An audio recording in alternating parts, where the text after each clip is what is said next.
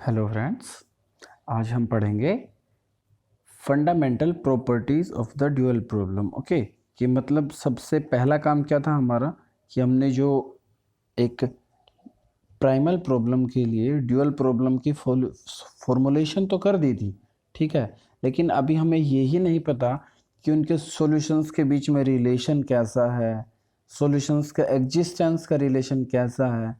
कभी हम एक का सॉल्यूशन फाइंड आउट करने लग जाएं, हो सकता है उसका एग्जिस्ट ही नहीं करता हो।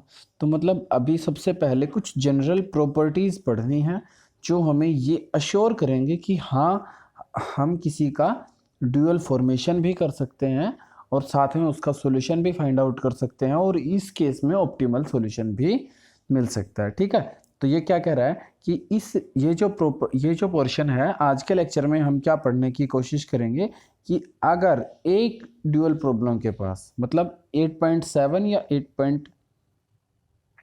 ओके, मतलब अगर 8.7 या 8.8 में से किसी एक के पास भी ऑप्टिमल सॉल्यूशन है तो दूसरे के पास भी क्या होगा, एक ऑप्टिमल सॉल्यूशन एग्जिस्ट करेगा, ठीक है। ये होती है मेनली ड्यूअलिटी के अंदर सबसे मतलब देखिए, सबसे पहले तो एलपीपी के अंदर मेन काम क्या है, हमें सिर्फ ऑप्टिमल सॉल्यूशन चाहिए, ठीक है, और किसी चीज़ से कोई काम नहीं, कैसे भी करके बस ऑप्टिमम वैल्यू से मतलब होता है, ठीक है।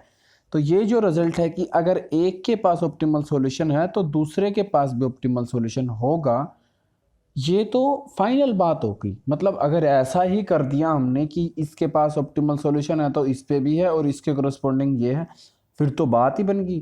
तो ये तो सबसे इम्पोर्टेंट मतलब मेन बात यही है अब हमारी प्रूव करने की, ठीक है। और ये जो रिजल्ट होता है कि इस पेयर में किसी एक प्रॉब्लम के पास में ऑप्टिमल सॉल्यूशन है तो दूसरी के पास भी ऑप्टिमल सॉल्यूशन होगा, इसी रिजल्ट को हम ड्युअलिटी थ्योरम बोलते हैं, ठीक है। ड्युअलिटी थ्योरी में जो थ्योरम है, मेन थ्योरम जो एग्जिस्टेंस बताती है ऑप्टिमल सॉल्यूशंस की, वो ठीक है मेन। और इसको क्या स्ट्रॉन्ग ड्युअलिटी थ्योरम बोलते हैं कि ये सॉल्यूशंस पे बात नहीं कर रही है, तो डायरेक्ट ऑप्टिमल सॉल्यूशन पे पहुंच गई, ठीक है। लेकिन आज के लेक्चर में हम क्या प्रॉब्लम सॉल्व करेंगे, सबसे पहले हम सॉल्यूशंस के बारे में बात करेंगे क्योंकि तब सॉल्यूशन पता होगा तभी उनमें से हम ऑप्टिमल सॉल्यूशन पे पहुंच सकते हैं, ठीक है। तो सबसे पहले सॉल्यूशंस पे बात करते हैं। तो सॉल्यूशंस पे बात करते टाइम एक सबसे इंपॉर्टेंट रिजल्ट आता है कि जो 8.7 प्रॉब्लम थी वो कौन सी थी, प्राइमल प्रॉब्लम थी, और 8.8 थी वो क्या थी, ड्यूअल प्रॉब्लम थी। तो ये क्या कह रहा है कि अगर प्राइमल प्रॉब्लम के पास में कोई फिजिबल सॉल्यूशन है, ठीक है, कि if X is any feasible solution to primal problem, ठीक है, और डब्ल्यू कोई फिजिबल सॉल्यूशन है कौन सी प्रॉब्लम का, ड्यूअल प्रॉब्लम का, ठीक है।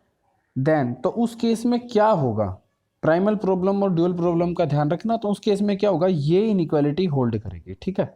उसने कहा कि अगर ऐसा है तो ये होल्ड करेगा। सी एक्स क्या थी, स्मॉल जेड की वैल्यू थी, और ये क्या थी, कैपिटल जेड की वैल्यू थी ड्यूअल प्रॉब्लम में।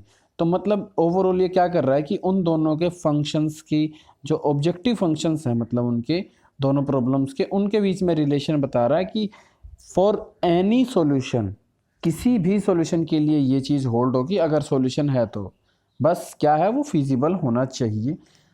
अब यहाँ से और अब फिजिबिलिटी की इस कंडीशन को ध्यान में रखते हुए ही हम आगे पढ़ेंगे और आगे थोड़ी देर में क्या ये भी सीखेंगे कि जब ये इनइक्वालिटी है, जब यहाँ पर इक्वालिटी आ जाएगी तो उस केस में क्या है, ये जो कोई भी जो दो सॉल्यूशंस थे एक्स एंड डब्ल्यू, ये क्या बन जाएंगे, हमारे ऑप्टिमल सॉल्यूशंस बन जाएंगे, ठीक है।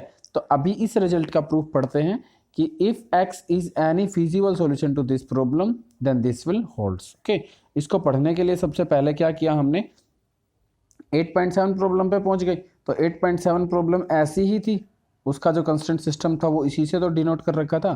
तो ठीक है, 8.7 से पहुंच गए। अब कोई भी फिजिबल सॉल्यूशन की बात कर रहे हैं, फिजिबल का मतलब नॉन नेगेटिव, और नॉन नेगेटिव नंबर से तो किसी भी इनइक्वालिटी को मल्टीप्लाई करते हैं तो उसका साइन चेंज होता नहीं है। तो मान लीजिए कि डब्ल्यू आई कोई सॉल्यूशन है, उसके कोरोस्पोंडिंग सॉल्यूशंस हैं किसके, ड्यूअल प्रॉब्लम के, और एक्साइज किसके थे, प्राइमल के। तो जब इसको डब्ल्यू आई से मल्टीप्लाई करूंगा तो कोई फर्क नहीं पड़ना चाहिए, तो दोनों साइड डब्ल्यू आई से मल्टीप्लाई कर दिया, ठीक है।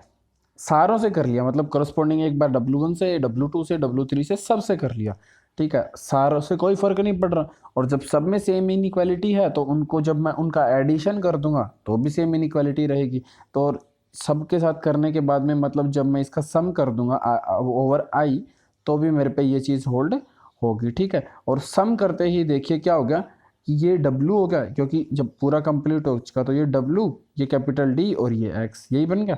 ठीक है, बस ये आप ये प्राइम का मतलब ये ट्रांसपोज का ध्यान रखिए कि मल्टीप्लिकेशन किस हिसाब से कर रखा है। ठीक है, और ज़्यादा प्रॉब्लम ज़्यादा वो उसकी बात नहीं है। ठीक है, तो मतलब ये चीज़ होल्ड हो गई, W dash D X less than equals to D dash W। ठीक है, एक तो ये कंडीशन होल्ड हो गई, तो एक इस रिजल्ट पे आगे रुक जाइए कि एक तो ये बात हो गई। ठीक है, अब 8.8 पे चलिए। ठीक है, 8.8 पे चले तो क्या था, वो किसके इक्विवेलेंट है, 8.8 में क्या होता है, यही होता है W dash D will be greater than equals to C, यही होता है हमारे पे।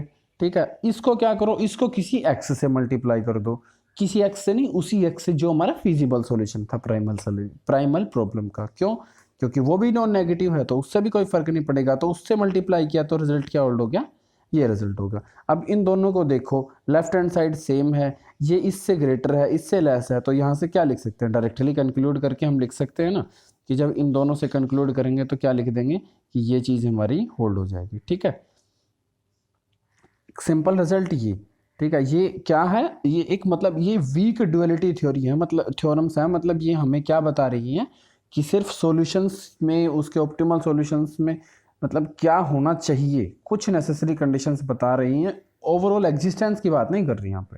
ठीक है, और नेक्स्ट इसके नेक्स्ट रिजल्ट और पढ़ लेते हैं। नेक्स्ट रिजल्ट क्या कह रहा है कि अब हम पढ़ेंगे कि क्या पढ़ेंगे कि अब तक ये जो रिजल्ट होल्ड हुआ था, ये हुआ था कि अगर ये इक्वल होगा, भाई पहले क्या पढ़ा कि अगर प्राइमल के पास में सॉल्यूशन है, ड्यूअल के पास भी सॉल्यूशन है, और तो एक का सॉल्यूशन एक्स का एक का सॉल्यूशन W है, तो ये रिलेशन होल्ड होगा। ठीक है, मान लिया ये इसके पास भी कोई सॉल्यूशन है, इसके पास भी कोई सॉल्यूशन है, और उन दोनों सॉल्यूशंस के लिए ये रिलेशन इक्वालिटी में बन जाती है, तो क्या हो जाएगा, हम क्या कह रहे हैं कि उस केस में ये जो दोनों सॉल्यूशंस है ना, ये कैसे सॉल्यूशंस हो जाएंगे, ऑप्टिमल सॉल्यूशंस ही हो जाएंगे। ठीक है, तो इसके लिए देखो क्या कह रहा है कि now let us show that कि कोई नया सॉल्यूशन एक्स कैप लिख लिया कि एक्स कैप कोई क्या है, फिजिबल सॉल्यूशन है 8.7 का। ठीक है, और W कैप है कोई फिजिबल सॉल्यूशन है 8.8 का, सच दैट कि इन सॉल्यूशंस के लिए x cap and W cap के लिए मेरी क्या होल्ड हो रही है, इक्वालिटी होल्ड हो रही है। ठीक है, इक्वालिटी होल्ड होने का मतलब ये रिलेशन होल्ड हो रही है, तो उस केस में क्या प्रूव करना है कि एक्स कैप है वो कोई क्या होगा, ऑप्टिमल सॉल्यूशन ही होगा, ऑप्टिमल, और W कैप है वो भी ऑप्टिमल सॉल्यूशन होगा corresponding primal and dual problems के।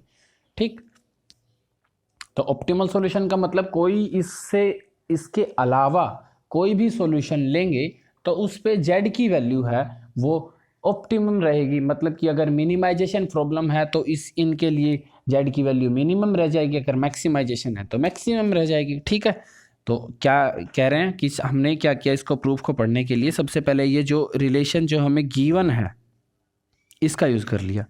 ठीक है, but for any solution x, किसी भी सॉल्यूशन x के लिए अभी 1 मिनट पहले रिजल्ट क्या बता रहा है मुझे कि ये रिलेशन होल्ड होती है ना, ये रिलेशन होल्ड होती है, और इस रिलेशन में जो राइट हैंड साइड में जो वैल्यू लिखी हुई है इसको मैं इसी एक्स कैप के इक्वल लिख सकता हूँ, क्योंकि वो किसी एनी फिजिबल सॉल्यूशन के लिए रिजल्ट था तो होल्ड हो गया, तो उसको एक्स कैप के लिए लिख सकता हूँ।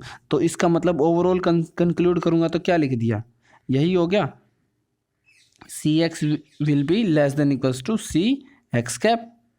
इसका मतलब मेरा ऑप्टिमम मैक्सिमाइजेशन फंक्शन था प्राइमल प्रॉब्लम के लिए, तो मेरा फंक्शन है वो मैक्सिमाइज जेड है ना, जब ड्यूअल बनाया तभी तो मिनिमम ऑफ जेड बना, तो प्राइमल के लिए क्या लिखा, इसका मतलब ये देखिए इसकी वैल्यू एक्स कैप हमारा जो एक स्पेसिफिक सॉल्यूशन था जिसको हमने यहाँ पर माना था, और जो एक्स है वो कोई सॉल्यूशन है, तो क्या प्रूव हो गया कि ये जो सॉल्यूशन है इसमें जेड की वैल्यू है वो हर सॉल्यूशन से ग्रेटर देन इक्वल टू रहेगी। मतलब क्या हो गया, इसके लिए जो जेड की वैल्यू है वो ऑप्टिमम वैल्यू होगी, तो इसका मतलब जो एक्स कैप है वो कैसा सॉल्यूशन हो गया, ऑप्टिमम सॉल्यूशन हो गया।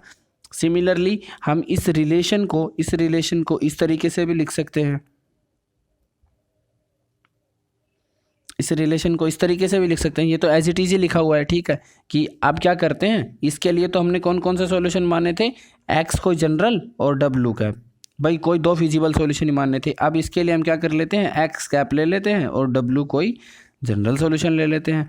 तो कोई भी दो सॉल्यूशंस के लिए ये तो होल्ड होगी होगी, ठीक है। और इसको मैं इससे रिप्लेस कर सकता हूँ, तो यहाँ से क्या मिल गया कि मतलब जो डी डैश डब्ल्यू कैप है वो less than equals to D dash W है।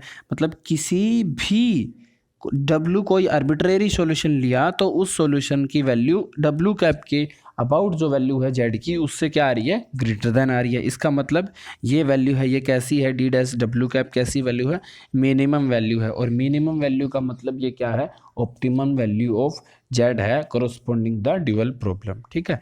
तो इसका मतलब क्या हो गया कि डब्ल्यू कैप क्या हो गया, ऑप्टिमल सॉल्यूशन हो गया, ठीक है। तो इस तरीके से हम क्या किस रिजल्ट पे पहुंच गए कि अगर कोई दो सॉल्यूशन होंगे तो ये रिजल्ट होल्ड होगा कि एक्स अगर फिजिबल सॉल्यूशन है इसका, डब्ल्यू है तो ये रिलेशन होल्ड होगी, ठीक है। और साथ में क्या कि अगर ये रिलेशन इक्वालिटी में चेंज हो जाती है तो ये जो दोनों सॉल्यूशंस जिन सॉल्यूशंस के लिए ये इक्वालिटी में चेंज हो जाएगी वो दोनों सॉल्यूशंस कैसे हो जाएंगे, ऑप्टिमल सॉल्यूशंस हो जाएंगे for the corresponding primal and dual problems respectively. Okay friends, next class में हम डिस्कस करेंगे, नेक्स्ट लेक्चर में स्ट्रॉन्ग ड्यूअलिटी थ्योरी के बारे में, ठीक है, स्ट्रॉन्ग ड्यूअलिटी थ्योरम में। Okay friends, thank you.